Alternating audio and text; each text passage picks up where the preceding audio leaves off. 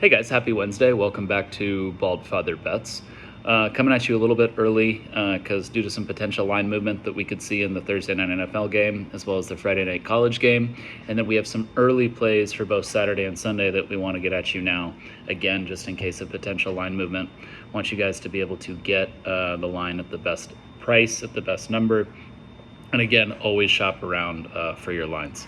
If you are betting with us, if you're winning with us, only thing that we ask is please subscribe, like, give us your comments below, share this around to people that you have in your betting community and your football community. We just want to grow the channel, always keep these picks free, and let's win together. So recap of what we had on Monday night, where we on the Jets plus the 4, and then we also came back on the Jets in the second half for plus 1.5, and both of those lost. So a total of 3 units, down 0-3 on the night. Really never had a chance in that one. 49. I mean, Jets went up early, 7-3. That drive looked good, but I think you could kind of tell pretty early on, the 49ers offense is clicking. They proved once again they're the best team in the NFL when they're healthy. They're a very top-heavy team, so that health is the key. When they start to lose guys, the backups are not at the same tier as some of the other teams, which are a little bit more balanced. But to start the year, right now, they are clearly the best team in the NFL. Aaron Rodgers was a little rusty, nothing like Kirk Cousins. You could see it wasn't really an Achilles issue, just his timing was off with his receivers. The effective play that ended the game, 4th and 1 from midfield, Rodgers was slightly behind and open Garrett Wilson. San Francisco defender was able to get a hand in there, break up the pass, and at that point the game was over. So not too worried about that. Pretty sure Rodgers will get things worked out with his wide receivers. Jets defense was definitely surprising. They gave up what felt like 5-6 yards every single rush, even with San Francisco having Christian McCaffrey out. We'll see if that was more of a product of San Francisco just having that effective run game, that effective offense, or if it's truly an issue for the Jets, or if they will get that cleaned up. I have a feeling they will get it cleaned up. So moving on now to tomorrow night, Thursday Night Football, Amazon Prime. We have the Buffalo Bills at the Miami Dolphins. Buffalo Bills won both those games last year. The first game, Bills kind of brought the Dolphins back to earth when they played them up in Buffalo, dominated them, scored over 40 points, was never a contest. And then in the last game, it was the last week of the year, Bills won to clinch the division. Dolphins then had to go to the wild card spot and had to play Kansas City in Arrowhead in one of the coldest games ever played in NFL history. We had Andy Reid's frozen mustache and the Chiefs winning that one easily. So Dolphins definitely looking to kind of get some revenge. Seemed like they were a shoo-in to win that division when the year started. Bills went on a run towards the end and then took it away from them. I definitely feel like they think they have unfinished business. You can get this line at either 2 or 2.5 right now. I have seen a few 1.5s for very, very small amounts of time, but nothing that would be a long enough amount of time for us to be able to give out as a pick and say that, oh yeah, you can totally get it. So we will be taking the Dolphins minus the 2. It's going to be for 2 units. Big fan of McDaniels, big fan of the run game under him. Tua, whatever, but big fan of Jalen Waddle, big fan of Tyreek Hill. Think that they have really the key pieces on defense as well. I am not a fan of the Bills right now. I think you guys could see that from my video for week 1. This is as much of a play of fading the Bills as it is being for the Dolphins. We faded the Bills against the Cardinals, got the win there. Bills have lost almost every piece that has made up this run that they've had over the past few years where they've been unable to get to a Super Bowl. The Bills have lost almost every piece of that except Josh Allen. I think Josh Allen's incredible. It's very difficult to lose your entire team and then be at the same level the very first year when you come back. Revamped secondary, and not in a way that they wanted to. It's because they couldn't pay the guys that they wanted to keep. Lost their center. Obviously lost Stephon Diggs, who had a great week 1. So I like the Dolphins in this one. That's why we're taking it. That's why we have confidence in it with 2 units. So Dolphins minus 2 for 2 units. Moving on to Friday night, where we have a college football game. It's going to be Kansas State versus Arizona. two Big 12 teams playing in a non-conference matchup. Yes, I know it's very weird, but Arizona and Kansas State are both in the Big 12. They're playing each other, and this is a non-conference game. It will not count towards the conference standings, which is really the only thing that matters in the Big 12 because they will not be getting two teams in the playoff. So the only way you can get to the playoff in the Big 12 is to win the conference. With that being said, I still think that the teams will open up the playbooks for this one. I think Kansas State has definitely been holding a few things back. I think Arizona has even been holding a few things back. Arizona has McMillan, which you could make an argument will end up being the best wide receiver in college football this year. That title's a little bit more open, whereas last year it started and ended with Marvin Harrison Jr. This year you have a few people who are kind of in the running for it. McMillan is certainly one of them. We will be taking Kansas State -7 here. That is not a referendum on Arizona's offense. I think Arizona could still put up 35, 40 points in this one. I just think they're going to give up 40 or 50 points to Kansas State. Like I said, I don't think Kansas State has truly opened up their playbook yet. They had a very close game against Tulane last week. In many ways, they probably should have lost that. We were on Tulane. That was a win for us. But this is a little bit different in that I think Avery Johnson is going to be opened up more in terms of the read option. I think you're going to see him run the ball more. I read somewhere, I think he has 11 carries total through his first 2 weeks. Very good chance that Avery Johnson gets 10 plus carries in this game. It's a game that could go back and forth early. I just think late Kansas State pulls away by more than one score. That's why we're taking Kansas State -7, and that's going to be for 1 unit. So then let's take a look at Saturday, where we've already made a few plays that, again, want to get those out to you guys. We want to make sure you get that at the best number, which is why we're getting them out now rather than waiting until Saturday. Obviously, we'll still have a play on Saturday for the stuff we wait till Saturday for and again on Sunday. But for these games, let's get these to you now. So first is going to be Alabama and Wisconsin. Preseason, this looked like a big matchup. Now Wisconsin has kind of looked mediocre in the first 2 weeks. Wisconsin had a big hire in Luke Fickell a few years ago. Hasn't really seemed to pan out the way so far the way people think. Alabama rolling week 1 looked incredible. Struggled with USF a bit last week. Not too worried about that. They struggled with USF 2 years ago. I think that has a lot more to do with USF and the coaching staff that they have versus actual true struggles from Alabama. This one is a complete gut feel pick from us, which we rarely do. Almost every model, every indication would tell you Alabama's going to go up into Madison and they are going to blow Wisconsin out. The number doesn't make any sense. The number's only, you can even get it as low as 15.5. Most sites around 16.5. A lot of models, a lot of people would tell you, oh, that should be 20, 21. We are going to take Wisconsin plus the 16.5 for a unit.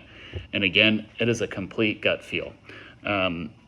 Luke Fickell needs something. He needs something to kind of energize the fan base to show that what he is doing is working. Tyler Van Dyke has had a very difficult career in his time there. I have a feeling that this is the game where Wisconsin puts a few of these things together. Not saying that they're going to knock Alabama off, but that they will have a showing in which keeps this close and they're able to cover that 16.5. Not confident at all. That's why we're only going to put 1 unit on it. It's just more of a gut feel. And since it is a big game, something to have some rooting interest in while we watch. I'm going to move into the afternoon slate then for some of the early plays that we have. Taking a look at Florida versus Texas A&M. So the line came out and it started out all the way at 6. We are going to take Florida plus the 5, which is about the best that you can get it at this point. That's going to be for 1 unit as well. Debated 2 units on that one, but going to stick with the 1. This is as much a fade of Texas A&M as it is confidence in Florida. A little nervous on Florida playing at home. If they get down early, that stadium's going to get restless.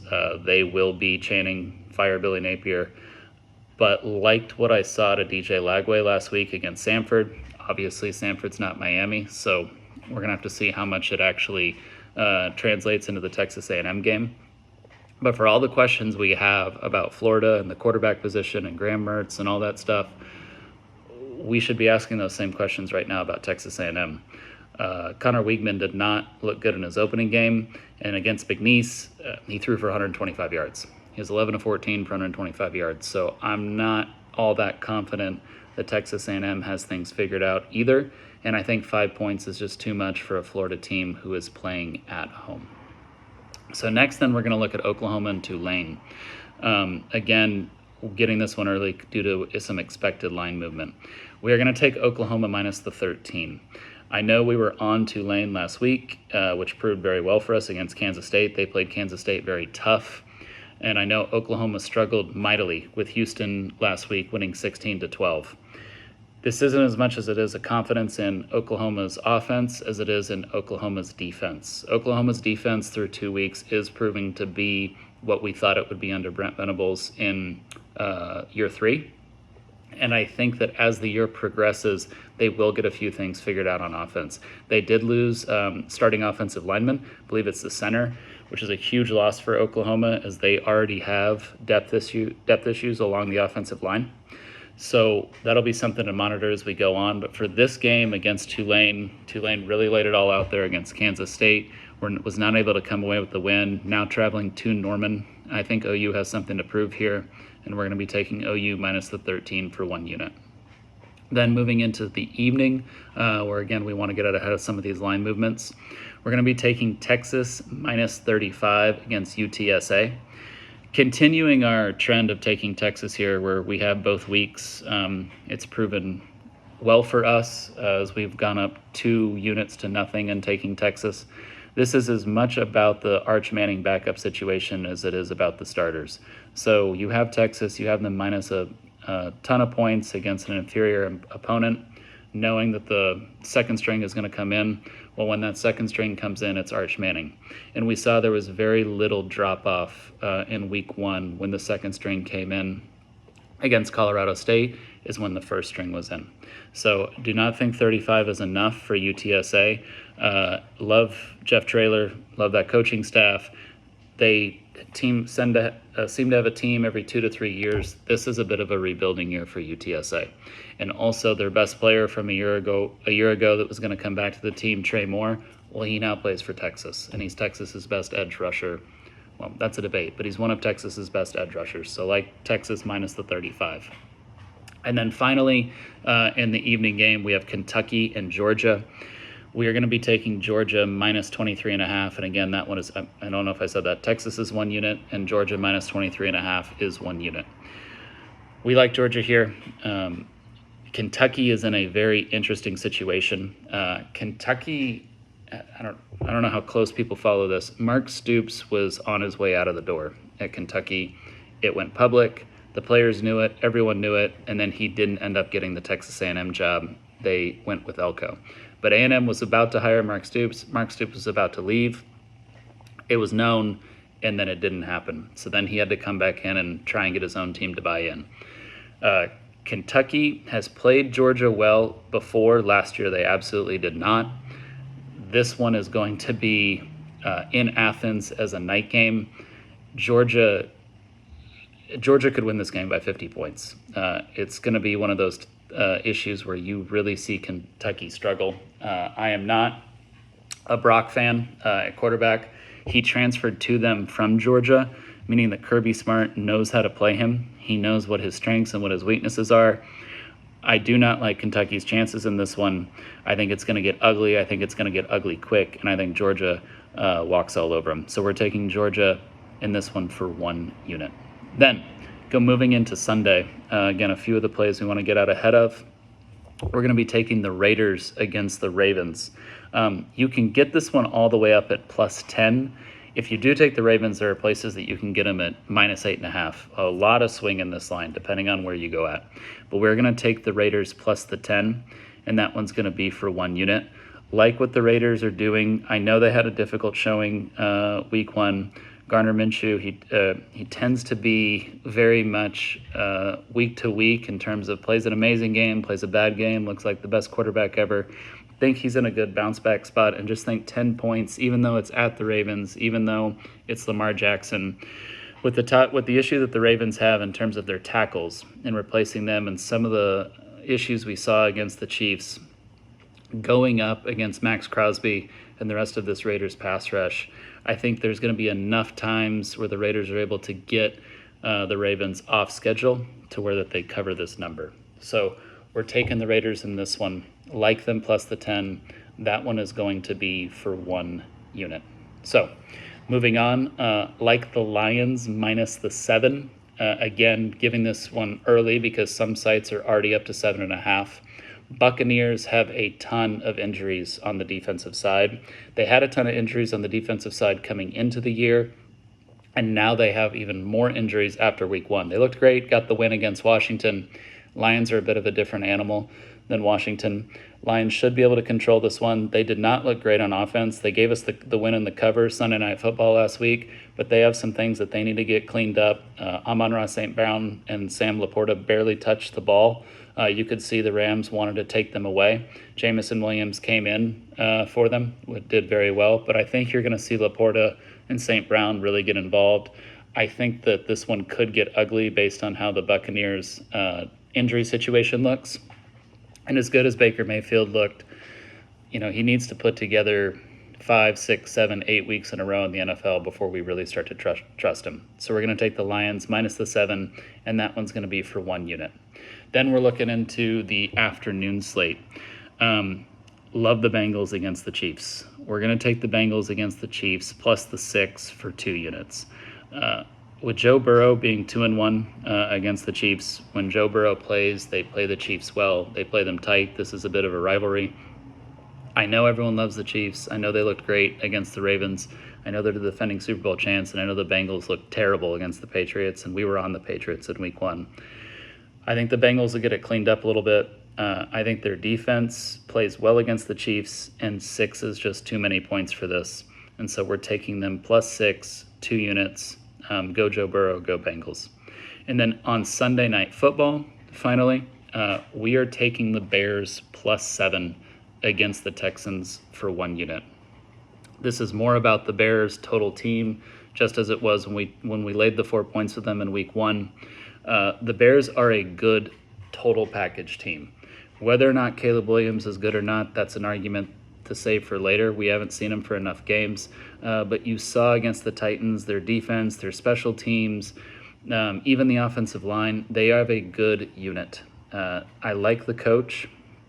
I like what they've done with the team over the past 3 years. Texans, they're amazing. CJ Stroud's incredible. They brought in all the offseason pieces. They have all the weapons. Stephon Diggs looks great. People are wondering how anyone in that division is going to be able to compete with them. Not saying that the Bears get a win here, but I think on Sunday Night Football, you see them keep it close. I don't think that they will give too many opportunities to Caleb to make a mistake, and so we're going to take the Bears plus the 7 for 1 unit. And that's it for our early plays for the weekend, Saturday and Sunday. Obviously, we will come at you either Friday night or Saturday morning with a video for Saturday, and then the same thing on Sunday for the NFL plays, either Sunday night or Saturday morning. So again, please, if you're betting with us, if you're winning with us, only thing that we ask, subscribe, comment, like, share the video around. Always keep these picks free. Just want to continue to grow the channel and continue the support.